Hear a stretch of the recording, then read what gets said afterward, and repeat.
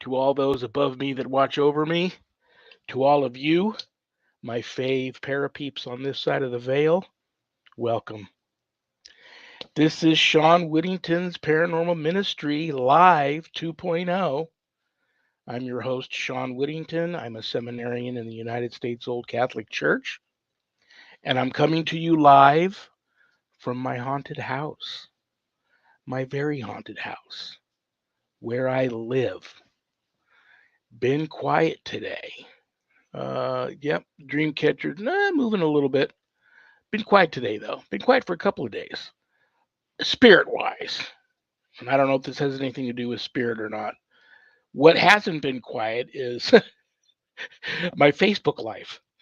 Uh, this is me, the real me. I'll get this out of the way real quick because I kid you not, in the last few days, I've received about 1,000 messages, either emails, text messages, messages to my website, messages to Sharon's Facebook profile. My my original main Facebook profile, I tried to log on to it one day and it was just gone. I'm telling you, just gone. Had several people try to find it, just gone. Don't know if Facebook did it and I did something to upset them and they did it. Don't know. Don't know if a hacker got in there and once he or she got in there, realized there wasn't much they could do and just decided to be very annoying and deactivated it. Sent several messages through different, avenues of communication to try to reach out to Facebook. They haven't returned any of my messages, so I don't know what happened. But my original profile, Shawn Whittington Seminarian, is gone. So I had to start operating out of another profile of mine that I've had for many, many years, Lawrence Morais. And that profile is a tribute to my parents, Lawrence Whittington and Edith Morais. But I just went ahead and added my name on the back end of that in parentheses, Shawn Patrick Whittington. So that's where I'm at now. So for everybody that's wondering what happened to me, what happened to my profile, did I get abducted? Did I go to heaven? I'm okay, guys. But you can find me now at Lawrence, Lawrence, Morace, Morace, Shawn Patrick Whittington. And if you're one of those people that want to that were a friend of mine and want to remain friends and stay in contact, um, go over there. Send me a Facebook friend request, and I'll pull you back into the loop. Everything's new. This show page is new. My paranormal, um, my introduction to spiritual warfare page is new. The only page that's the same is the Ghost Be Gone of all things, because I think my wife was the one that created that, and so that page was untouched. So it is what it is. Um, there you go. Yeah, and just to let everybody know, we are working on it. We have put something out to Facebook to let them know that, hey, we've got a problem. There's a Zach out there that's not this one that is messing with us. Just please be careful and vigilant, and don't be accepting stuff from like his old pages, because we don't want anybody else to get hacked. As soon as we get any reply from Facebook, we will let you know, okay? And it'll be coming from the new pages. Please also spread it around. Let people know that we've moved. We'll probably use our best judgment on whether we're going to go back to the old profile if we get it figured out or not. I'd say we just move forward on this one, but we'll see what happens. So, and Shawn, I just wanted to let you know that we have a guest today. So, Oh, cool, cool. yeah. So We were having some issues, and she hadn't gotten here by the time we went live, so I was a yeah, little concerned about her. yeah, and then that producer of yours kind of forgot what he was doing. I mean, he's been off for so long, and it's like, I hear you. oh wait, But he's supposed to be on air, huh? So, well, I was doing other things. I was fishing. very good, man. Very good. All right, so we do have a show today. apparently Angela got here. God bless her. I'm glad. I was worried about her. So let me do the prayer urn real quick.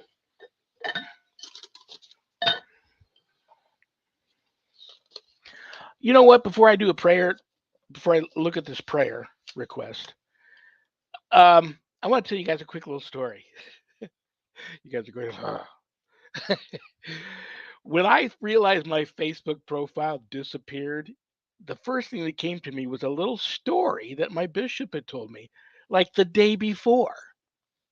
Weird.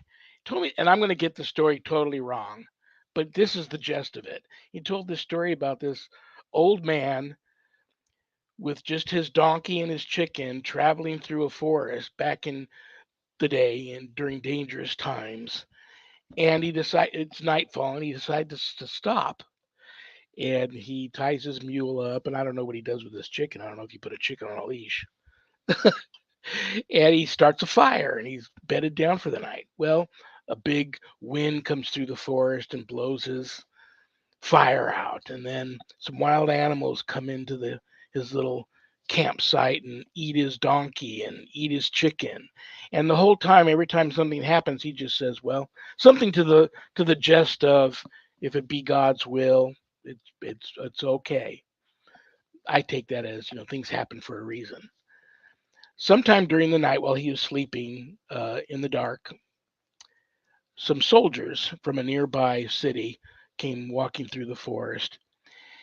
Had his fire been burning and his mule there to go, hee-haw, I added that part, and his chicken to cluck, cock-a-doodle-doo, the soldiers would have known he was there and they would have killed him. But they didn't know he was there because there was no fire, no animals, and he was asleep, and the soldiers just moved on through. So that's what this is all about, guys. Things happen for a reason, and for me, I'm a big let go, let God type of guy, and life goes on. So it is what it is. So, okay, that's my big story. Okay, Betty T from Colorado. Hey, Zach, Betty's from Colorado. I don't know where. Could you light a candle for me and offer up a prayer to everyone's guardian angels? Go ahead, Zach. Do you have something you want to tell me, brother? No, I was just best place to be from. Yeah, she didn't say where. She just said she's in Colorado. Very cool. It's actually, it's like Kansas is a great place to be from, far away from. Betty, that's a beautiful request. Of course I will. Here we go.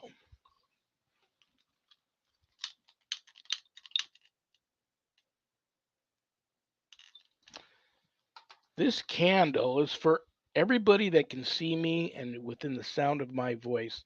I light this candle for all of your guardian angels. And may the Holy Spirit enter and intervene in each and every one of your lives and remain with you on this journey and on to the next. In the name of the Father, and of the Son, and of the Holy Spirit. And this candle will continue to burn for each and every one of you and your guardian angels till it is done burning. And she's also asking for a guardian angel prayer. You know what? I do have a beautiful guardian angel prayer in one of these books. Okay, here it is. Here's a good one. In the name of the Father, and of the Son, and of the Holy Spirit. Amen.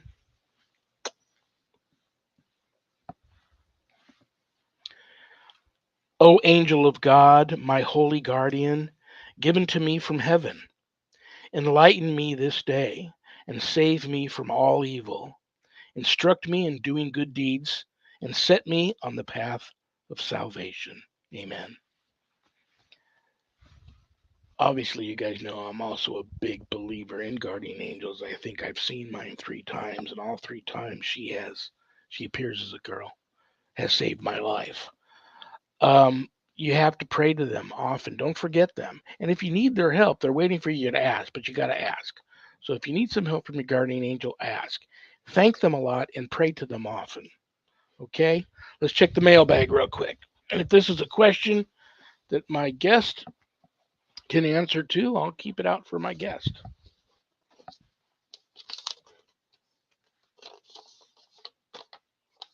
Michael B. from Arizona. Michael, how's it down there, brother? You're close to me. I'm currently living There you go. I'm currently living on the surface of Mars. I am too. That's why the lights are off in here, guys. It's 115 outside, and it's just brutal. Just as some believe thunderstorms increase paranormal activity due to the atmospheric energy, can extreme heat do the same? Absolutely. I do believe in that.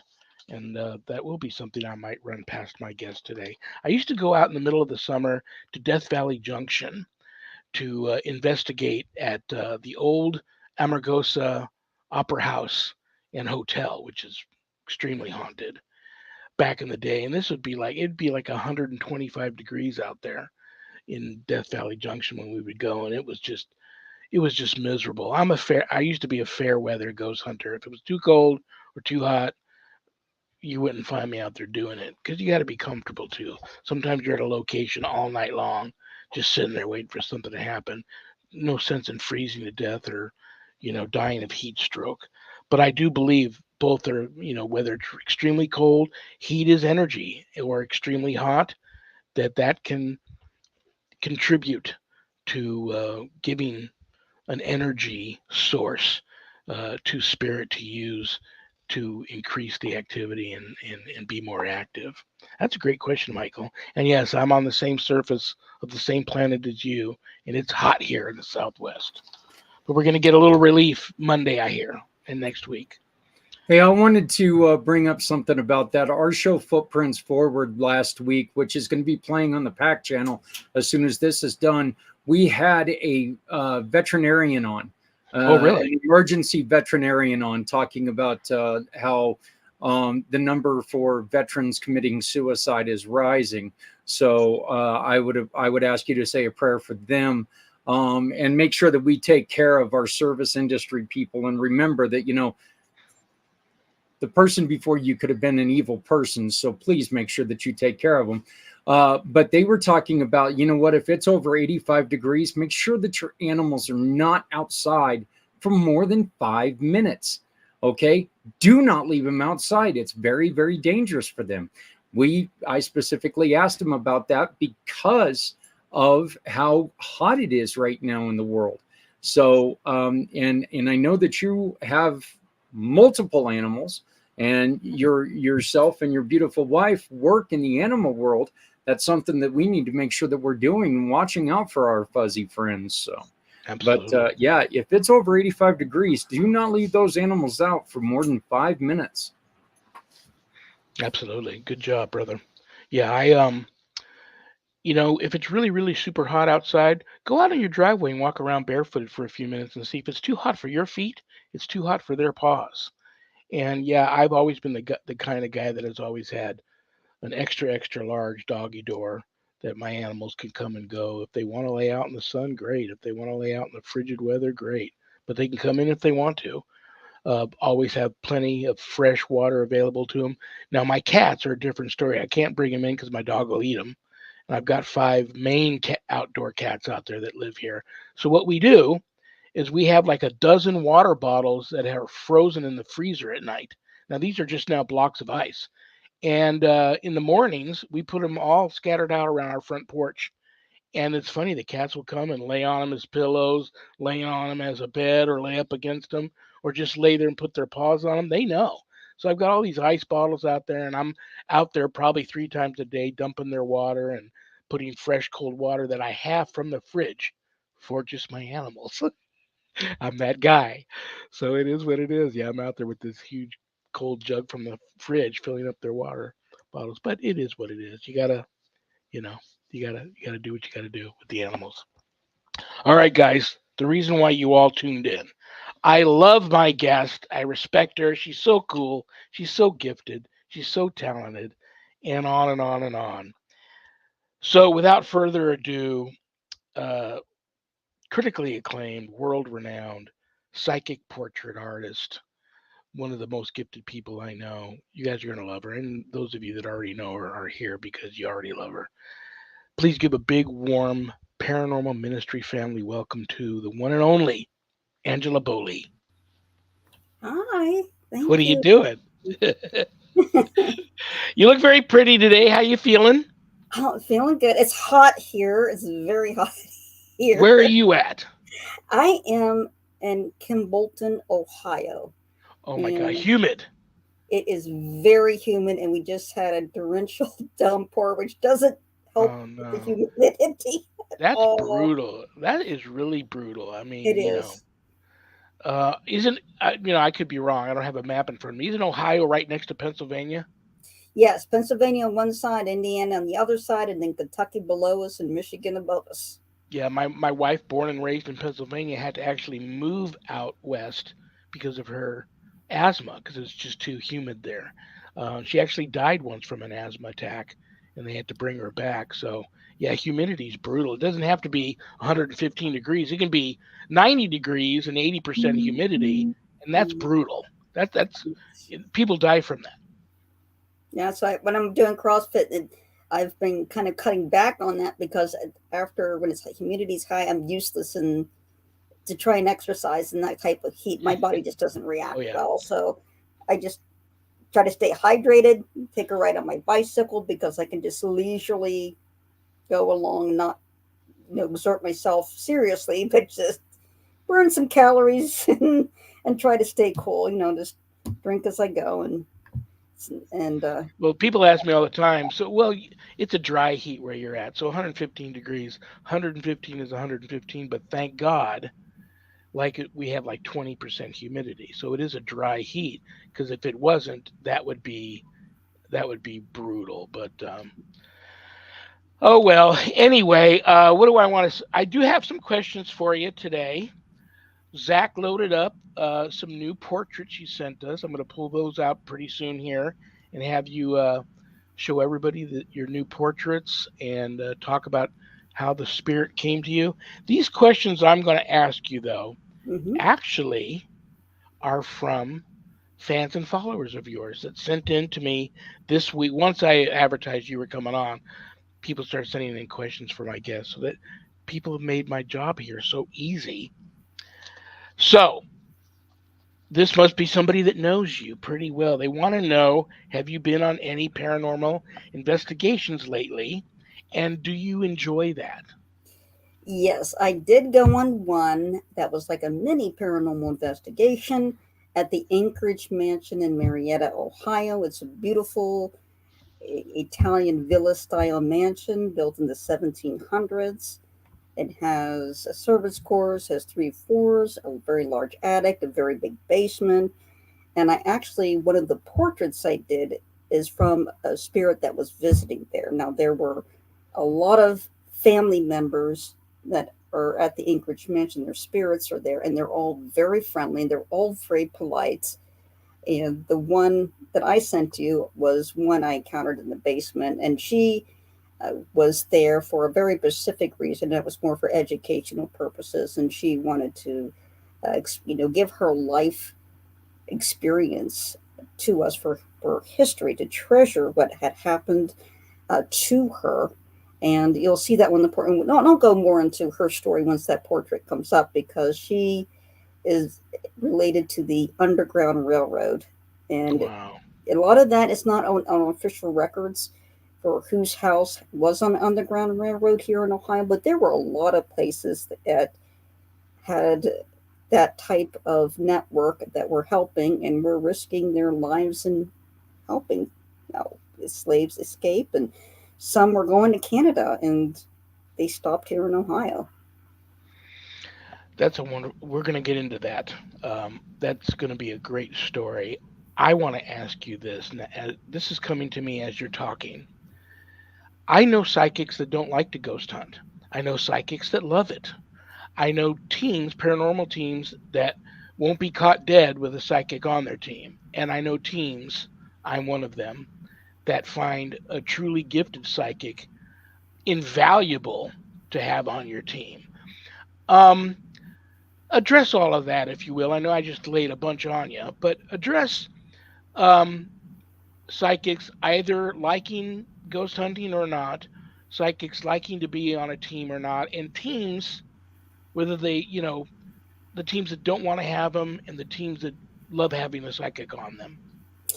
Well, one thing I want to address first. So, for far as liking paranormal investigation, I really enjoy it because every time I go, I learn something new. And no matter how long I've been doing this, I encounter somebody new. I learn something new, especially when I'm going to a new location I've never been before. And when I'm there, it's like there's a new piece of history I like to connect to. Right, you're actually speaking with the people who were part of it. I always find that very exciting. And I think as psychics, you would want to do that because you want to be able to use your gifts. And every time you use your gifts become stronger, become more validated.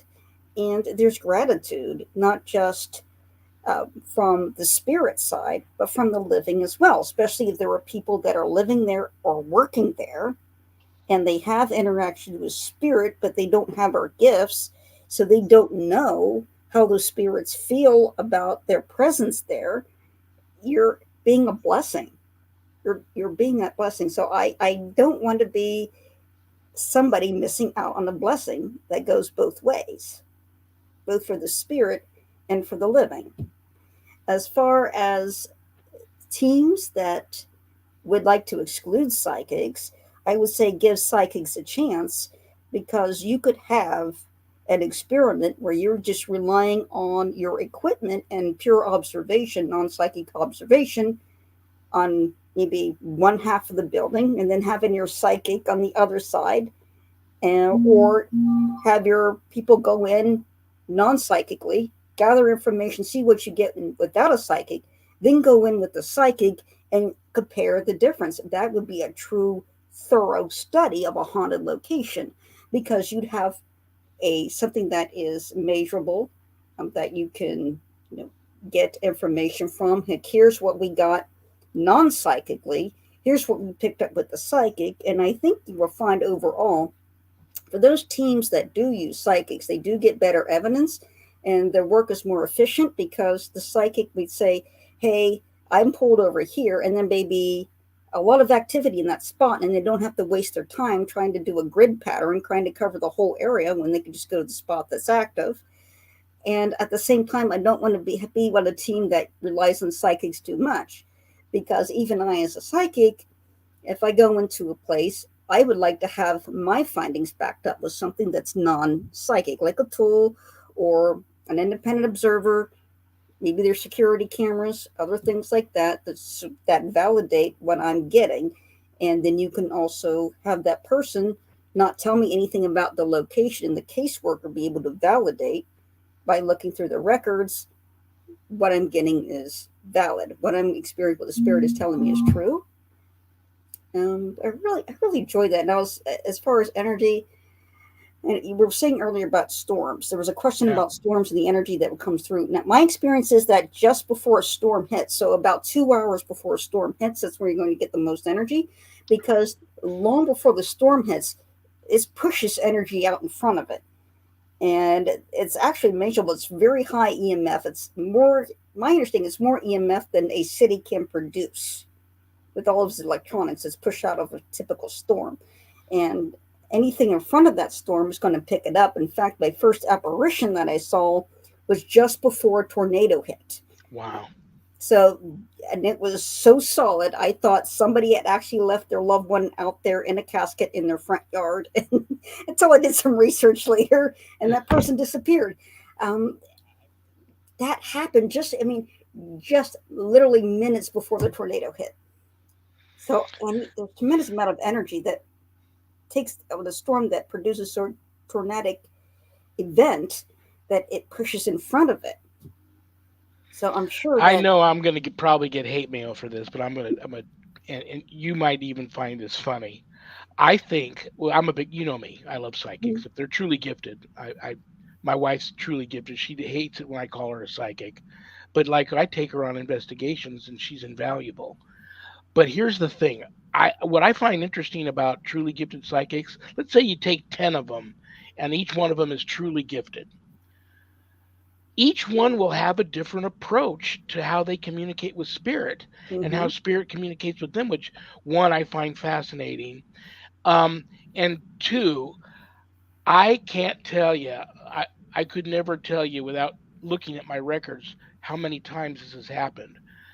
But a lot of times I've been on cases where the spirit there thanked us for bringing along someone that they could communicate with, that they were Mhm. tired of having these people come in there over and over and over again, wanting them to knock on the wall or turn the flashlight on or off or roll the ball back to them. That's not communicating. That's asking the spirit to perform like a circus trick. Right. And I know some ghost hunters are going to get mad at me for saying that, but that's the truth. You should be there to help. Not Yeah. only if the if the spirit's in an abandoned location, you're there to help the spirit. But if the spirit's in a home and it's upsetting people there, you're helping now two people. You're helping the families or the homeowners, and you're helping the spirit. The spirits want to communicate. Now I'm going to ask you a question, Mhm. and then we'll get back to your fan questions here. But how do you feel about that? Do you let we all have free will, even on the other side. If you Mhm. choose not to go to the light and cross over to heaven because for whatever reason your energy wants to remain here for a little bit longer, you still in that state of mind you still have or state of spirit I should say, you still have free will. Do you let the spirit decide if they're ready to move on because they really don't belong here any longer. They're of the ages now. They're of the spirit world. Do you let them still decide, or do you try to convince them that it really is better for them to move on? How do you handle that? I give them the option of crossing over, and then what I do is I ask for heaven to present itself to the spirit. That's Now, I beautiful. usually ask the Blessed Mother to come in, and or I just ask for a ball of light to come down and just show them what they have to look forward to. And when they see what they have to look forward to, they usually cross over, or somebody they know they love welcomes them, comes out of that light and says, "Won't you come over here?" Now, for example, there was a spirit of an elderly lady, and her husband came and offered her to go on a date on the other side. And that was just so awesome. I mean, he's like, he had the restaurant and everything. And he's got flowers, and he's like, will you please go out with me? you know, That's and so cool. it's so romantic. I was just, that's just so romantic. He's got True love. It's on truly, the other side of the veil. yes, Probably so much more than we can even imagine or put into words. right. What that love is like over there. That is a wonderful, wonderful story. Wow. Okay, more questions from your fans. Okay, this is a good one. I wrote this one down because this is something I probably would have asked you. Psychic gifts to portrait artists. Mhm. How does that happen? I mean, like I don't know if you've ever stumbled onto my website. There is a page on my website where I have paintings, Mhm. and she's going to get mad for me for saying this. I don't give it up on the website, but my second oldest sister painted those. She's very gifted, and I believe she won't admit to this, but I believe she gets her talents and things that come to her that she puts down onto the canvas from spirit, but she'll never admit that. Maybe she would one day admit it. But if you go there and look at her paintings, they're like yours, and it's what she gets from spirit. Um, Not every psychic is talented, a talented painter. Were you a painter before you realized you were psychic, or were you psychic then realized you had the gift of being an artist? How did all that happen and work out Oh, for you? I mean, when I died, came back, and I realized I had these something different about me. So intuitively, Have you told me but that story? You yeah, died once? yes, I told you that about I died and I was sent back because the coroner was sent to get me. There was no chance of me coming back, and then God just performed a miracle and sent me back with these gifts. And also, I've always had a tendency to create art, but it wasn't until I got older that I started to combine the two.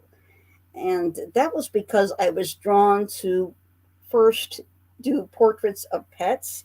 It was sort of my way of learning how to connect my psychic abilities with the art, because I found that when I was doing pet portraits, I was tuning into the pet. And when I would talk to the pet owner and I would tell them the kind of energy and personality I was getting off the pet just from a photograph, and they would be shocked at just how amazed and how accurate I was able to describe their pet's personality and behavior just from a photograph. And from there, I started to go into more spirits. When I joined a paranormal team, spirits would visit me before I would go to the location. So then I would start to paint those portraits of the spirits that were visiting me before I went to the location. I think the pet portrait was just a way for me to learn how to tune into the energy and learn how to relax to allow that energy to flow through me. And now it's so natural for me. It's not even so much of an effort to do it. I just sit down, and as soon as I start painting, the energy comes. And I notice a difference compared to where I'm just trying to paint on my own with something else out of my own mind versus spirit doing the work and the influence in communicating that energy for me. It's a world of difference. I hate to put I hate to put words in a spirit's mouth, but if I was a spirit, and I believe that people like you look different to spirit than how I Mm-hmm. may look to spirit. So if I'm a spirit and I gravitate towards you because I know that you can communicate with me, and then all of a sudden I'm watching you take our communication and put it on canvas, something physical that people can see, I would love that. I would think that that would be so cool. I'd be calling all my ghost friends over to watch this lady. You get in line, get your Yeah. portrait. Um, well, you know what? I don't want to run out of time and not get to them. So while we're on the topic, we might as well get to some of your portraits. I Hmm. know you sent, I believe, 5 of them to Zach, Yes.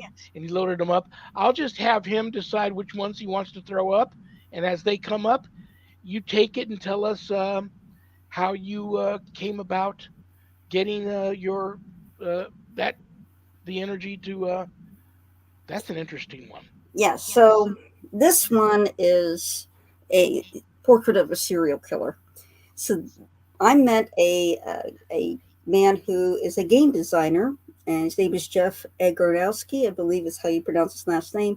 And he is with Scorpion's Lair game system, and his game thing was about educating people on serial killers to not only to prevent becoming a victim and also raise awareness in communities of potential victims and get, of course, this brings law enforcement involved. He's doing great work because even the FBI has come to him in private and noticed the communities he's been able to um, gather around to solving previously cold cases that could have been victims of a serial killer.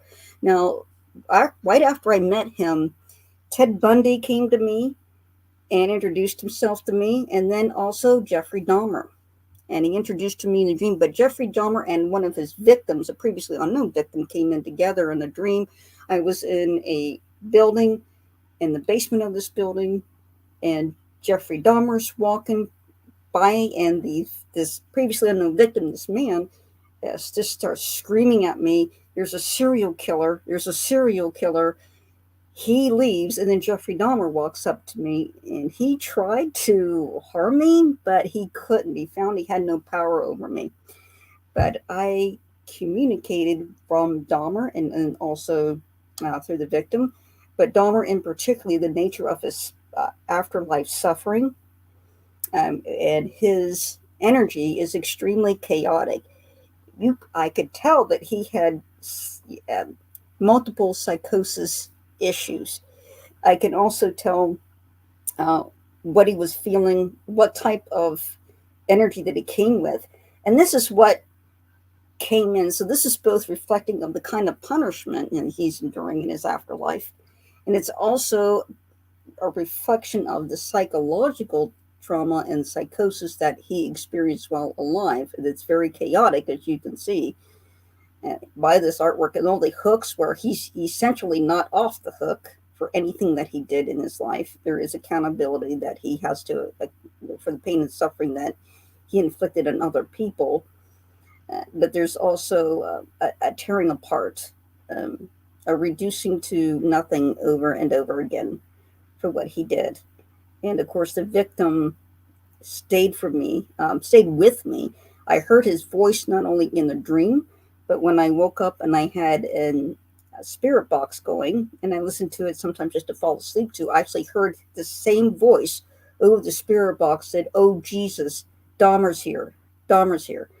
And when I was falling asleep without the box, I also heard the same voice, "Dahmer, he's still here." But Wow. this victim made me feel extremely afraid. He showed me the basement. There was a bar that they went into. It was a basement bar. It was out on a public sidewalk. You would walk down the steps, open this heavy door, and they were there together alone. And he even told me what year it was. I believe he said it was 1982 or 19. Yeah, I think it was like 1982 or 1984.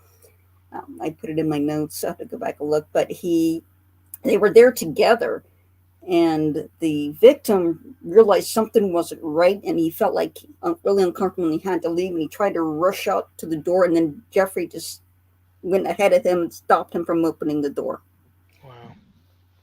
But he gave me lots of detail, and the victim eventually found peace because I kept working and talking to the victim in regards to this previously unknown victim, and he has since crossed over. He's experiencing peace now. Good. But yeah, definitely, I wanted to put that out there because even as grim as and violent that is, that we please understand it's not something glorifying the serial killer. It's something that trying to make people understand Yeah. um, the severity of this. And there was a very strong message in particular for Dahmer, where he felt like he did not get what he needed to become a decent human being, if that makes sense. It felt like Yeah. Totally. that he was not given the same opportunity or attention that he should have gotten for all of the mental illnesses that he was enduring, the suffering that he was enduring, that kind of led him down this path. Well, let's take a look at another one. That's a beautiful painting. Oh, that's a nice one too. Now, this one is a conventional portrait when somebody just sends me a photograph to paint from and they want me to paint from the photograph. But I still use spirit in any time of my portraits and tune into the energy of the people and just let the energy flow through. So sometimes I don't even have to look at the photograph. I just let the energy go through, and the energy tells me what I should paint and how should I approach this and what colors to use and the proportions and everything. And this is just an example of that. Even from a conventional standpoint, I will still rely on spirit and channel spirit energy, even of the living people, in order to make sure that painting comes out the way it needs to and conveys all the emotions, the presence, and personalities of the people I'm painting. Very, very cool. Next one.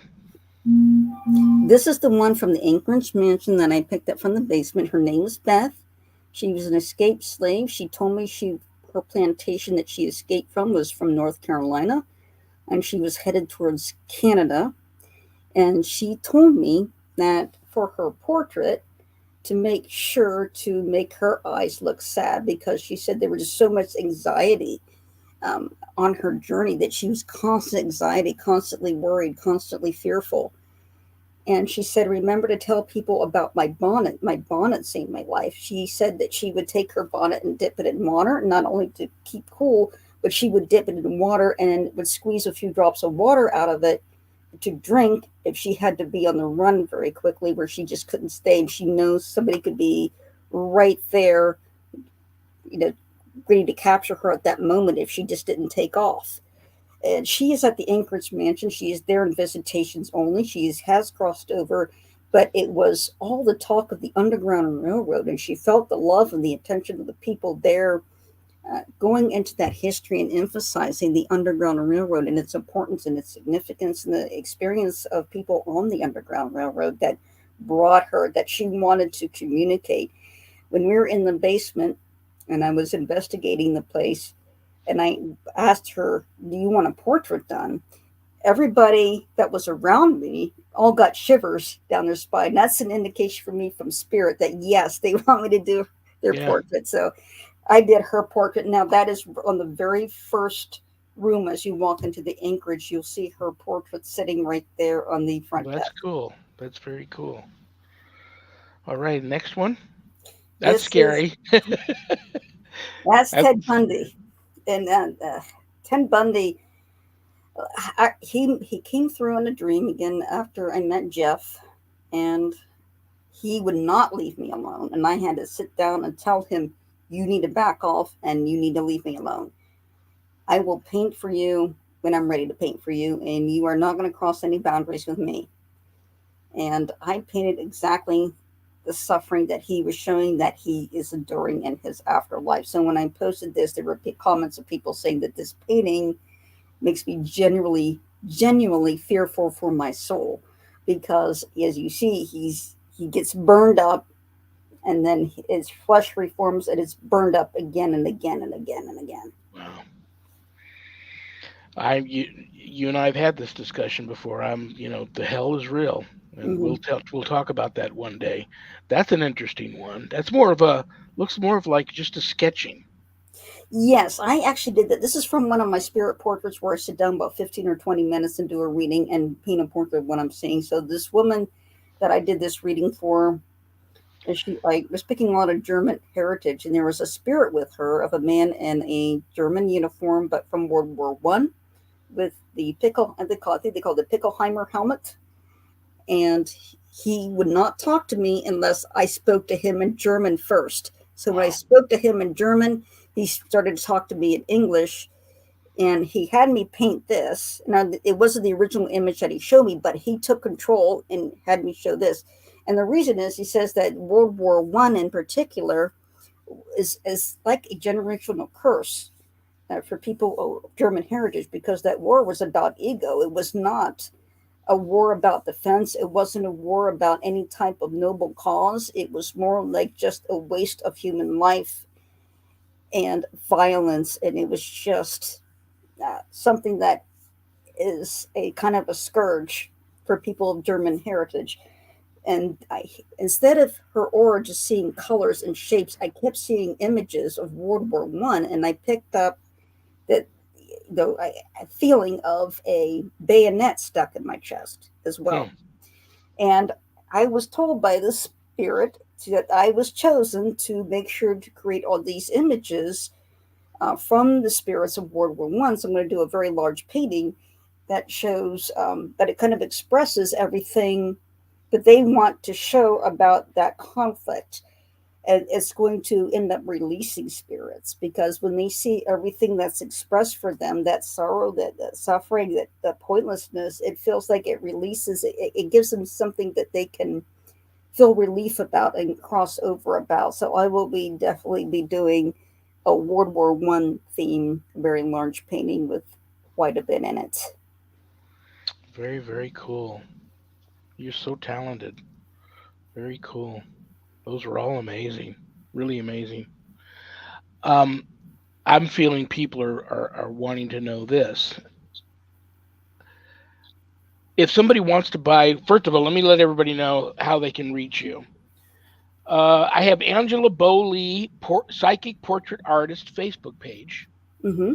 And I also have your website of the same name, but it's kind of interesting how you log on to that. It's the letter A, the word super squirrel, one word, dot wixsite, WIXSITE.com/. Angela Bowley portrait letter A, all one word, and that gets you to the website. Yes. And you've got all of these paintings there, Mm-hmm. and I mean a lot, not just these five, but many, many, many. Um, can they be purchased? And if someone were to I think your paintings are like they either a particular painting either speaks to a person or it doesn't. And I believe if someone looks at your paintings and there's something about a particular piece of artwork that you've done that speaks to that person and they want to purchase it, of course, if it's available and for sale, that there's something going on there and they should purchase it because for whatever reason it's meant for them or Mm-hmm. they need to have that painting. So address possible address people wanting to if they want to purchase your paintings what they should do, and then address energy that might be attached to these, good or bad, and how they could prevent having any bad psychic side effects themselves from purchasing an object that might have some bad energy attached to it.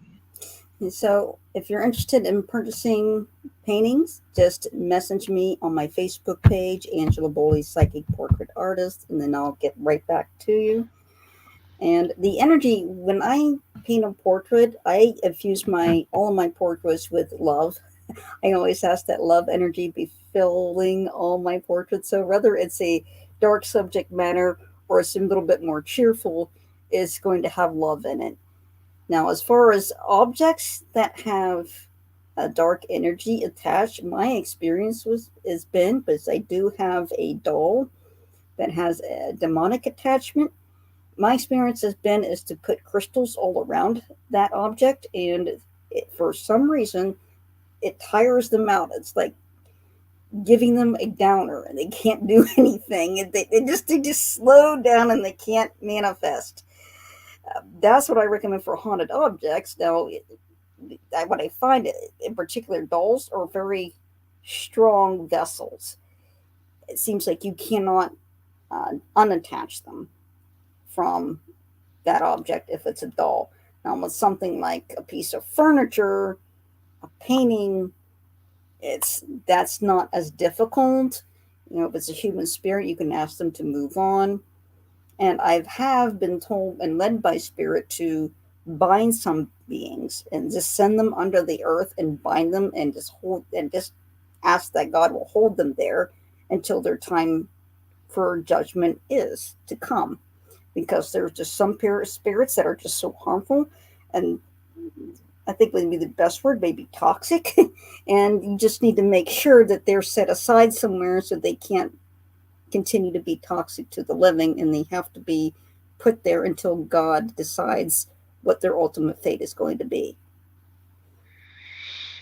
Very, very interesting. Yeah, I do a lot of binding. I get sent a lot of objects, and then I bind them here in the house. And that's important too. You know, so that is very, very cool. I know you have a lot of events coming up. I was up early and I saw something you had posted, I believe, yesterday, Mm-hmm. a video reel of some events you got coming up. Because you're one of the people I can count them on both hands. People that whenever the show's over, they want to know how can I see her in person or get a portrait done Mm-hmm. or go watch her work or what has she got going on. So I want to make sure everybody knows of the events you got coming up. If they live near you, great. If they have the ability to travel, well worth it to come and see you. But talk to people about some of the events you got coming up. So on August 6th, I will be at the Lafayette Hotel in Marietta, Ohio. That's on 101 Front Street. A psychic and holistic health fair is going to be in one of the ballrooms or conference rooms at the Lafayette Hotel. The Lafayette Hotel has a reputation of being haunted, and Marietta is the oldest city in Ohio. It has a lot of haunted history. So it's something that's definitely you're going to enjoy. You're going to be busy. I'm going to be busy. So I'll be Yeah. there from about noon to 5 p.m., and that's on a Sunday. Also, if you look at your calendar, it's going to be August 6th. That's on a Sunday. Then on the 12th, I will be at the Anchorage Mansion. That's on 424 George Street in Marietta, Ohio. And it's a beautiful, beautiful mansion. Now, keep in mind, there's going to be a very large boarded up mansion in front, but there's this little alley. You drive up this little alley, this little road that goes up to the mansion, and you'll see this beautiful Italian villa.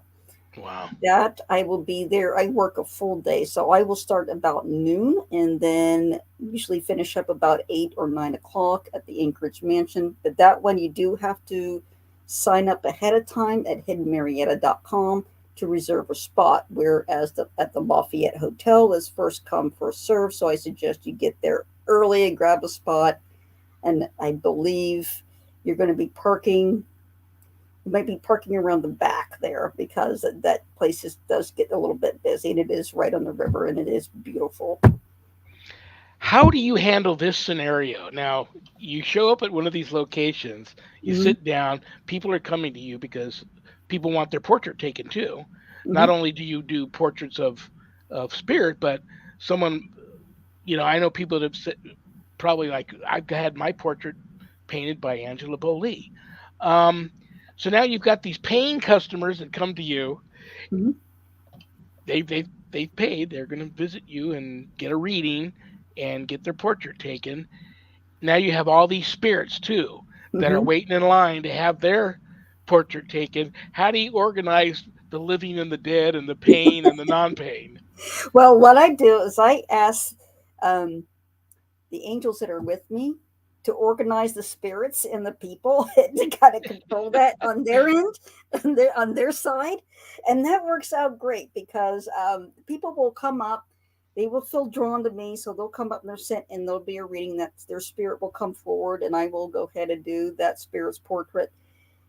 And at the end, sometimes there are people like, but you're closing up, and I still, I'm sorry, you'll have to I go to my know, website, yeah. But it does work out to the point where, okay, exactly who needs to see me for that moment or that time. I know that at the Anchorage Mansion, I had one that got in unscheduled. They said, "Oh, go ahead, even in my lunch, I'll set aside my lunch. I'll come and do a reading." And I did her portrait. I did the reading for her and the spirit portrait for her, but I also felt like I had to do this energy work. So I went to the behind her and I asked that the spirit energy come through me and help cleanse her energy. And I felt this pulsing, and you could even see the distortion. There was like these energy rings, they were coming out in rings, and he was pulsing all over wherever he was touching. And she had a chronic neck condition that was painful all of her whole life, and it was instantly gone. And not only that, earlier the dress that she couldn't fit in, she went back, picked up the dress, and she could fit in it. And her personality completely changed. She came in very solemn, weighed down. And after that, she was completely cheerful, extremely happy, and had this brand new outlook at life. And I felt like that was spirit led. Like I was prompted to make sure to make this exception and to do this energy work as well. And that the spirit just channeled through me and whatever healing that the Holy Spirit needed for her to come through. And it happened. And changed person. I'm just so amazed that this came through and this healing came through for her that she needed. That's great. I've got how much time? Well, I have to say goodbye to you in a few minutes, but I know I'm going to get hate mail again because I've got several questions I didn't get to.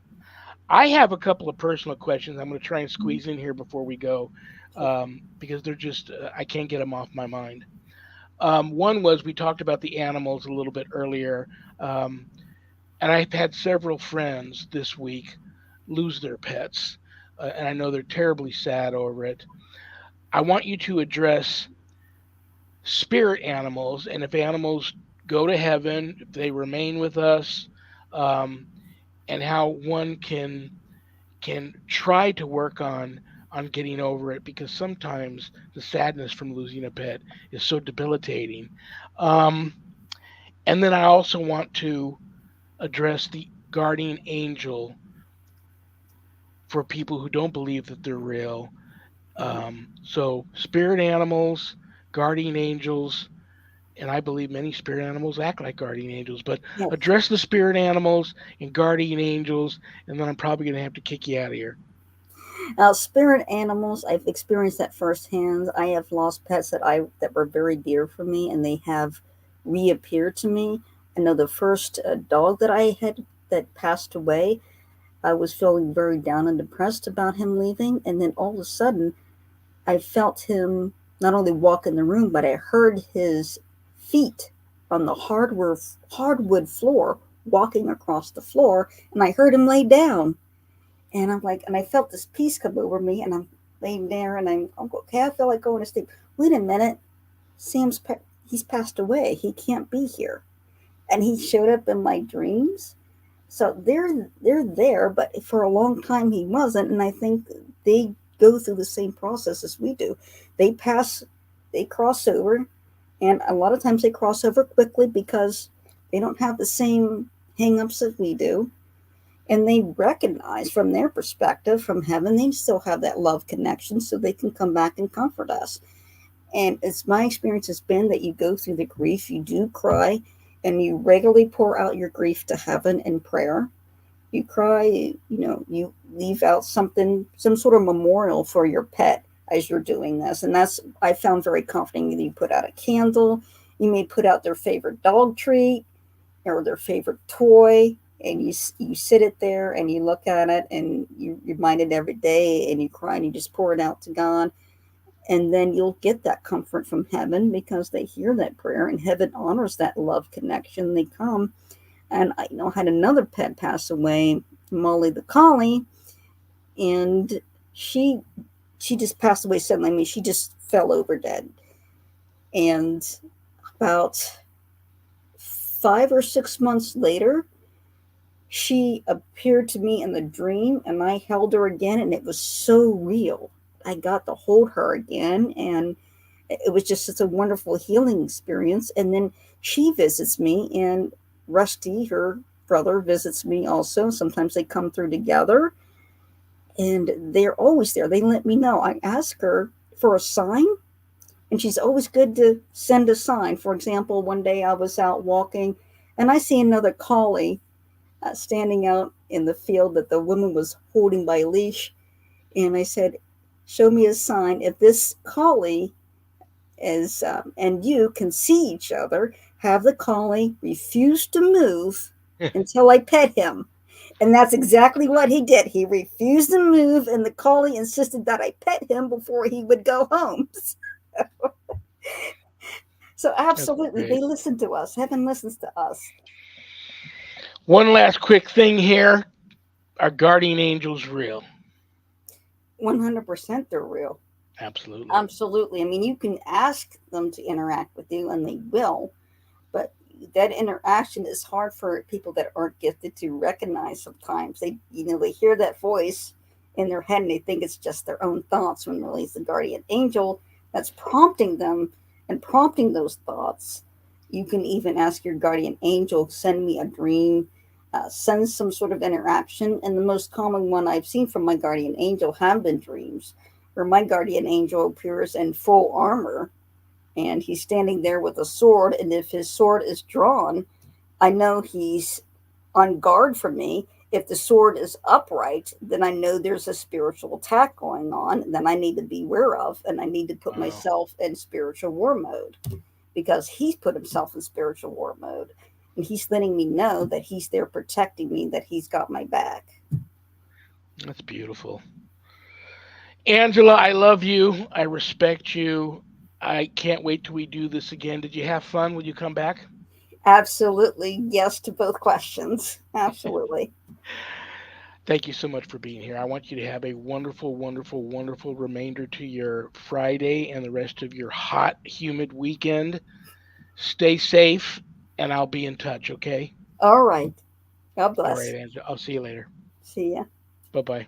Bye-bye. I love Angela. She's so cool. Talented, gifted, all of the above. Check her out. Angela BOLEY, psychic portrait artist. You'll find her. Check her out. Okay. Remember, you can find me now at Lawrence Morace, LAWRENCE, Morace, MORACE, Shawn Patrick Whittington, in parentheses after that name. That's my new Facebook profile. God bless you all for being here. I will be here. This is going to be a big Monday. We've been waiting all month. Monday, the 31st. Happy Medium Monday with the one and only Happy Medium, live from Cape Cod. Susan Ahern will be here this Monday. Free live on-air psychic readings. Get your questions ready. Tune in live. Type your questions into the chat room so you'll get your reading. Okay. Hey, I know that we're running out of time, but when she comes on Monday, do you just want to take a guess at what weird direction we're going to take the pre-show? You notice with her, the last couple times that she's come on, our pre-show has gone like really, really awry. I mean, off on weird tangents, food and who knows? well, I'm not going to talk about some of the other things we talked about, but who knows? So Who knows? I I couldn't was, tell you. With everything that's been going on, I couldn't tell you. yeah, I had no clue. I'm really looking forward to that one. So I am too. I miss Susan. It's been a while. Um, usocc.org. usocc.org. bishopjameslong.com. bishopjameslong.com. That's my bishop. That's my church or his church that I belong to. If you're interested in that, if you're interested in Bible study, it's Wednesday and Sunday afternoons at 5 p.m. Pacific. You can get the link to that. That's usually also on Facebook Live on the United States Old Catholic Church Clergy and Parishioners Facebook page. You can catch Bible study there. Night prayer is Monday through Friday at 7 p.m. Pacific on Spreaker. The link to that is on one of those websites. You can find the night prayer link. Community, pay it forward. I want to make sure I get this right. Zach, I lost a piece of paper that has your website on it. Where do you want people to go to check your stuff out? well, I just put it down here on the bottom. Switch now to the PAC channel on Facebook, or you can find it on Twitter, or even in. But you have another one. YouTube. It's community something. Communitypayitforward.us. Right. Where did that go? I had that here. I don't know. It's here. Probably like everything else. You just lost it in the wind. Oh but God. Switch over to the PAC channel now and watch Footprints Forward. You can check out that veterinarian and learn quite a bit about mental health. Very, very cool. Very, very cool. Thank you to Zach and Adrian Clayton for producing my show, my co-producers. I couldn't do it without them. Everybody's asking about Eli Roth Presents the Legion of Exorcists still, where they can watch it. It's streaming now on Discovery Plus and Max, and you can buy the complete season 1 for like $10 at Amazon Prime Video. Thank you to Things Network. Thank you to Temple of Phoenix Rising Entertainment. Thank you to Skeleton Key Network. Thank you to Pact. Little P, capital ACT, Podcasting for All Coming Together channel for all of those networks simulcasting my show. God bless you for that. And it is bad joke time. I'm going to pull a bad joke that one of you sent in out of this haunted carnival barker hat. And it's my way of trying to put a smile on everybody's face before I say good night.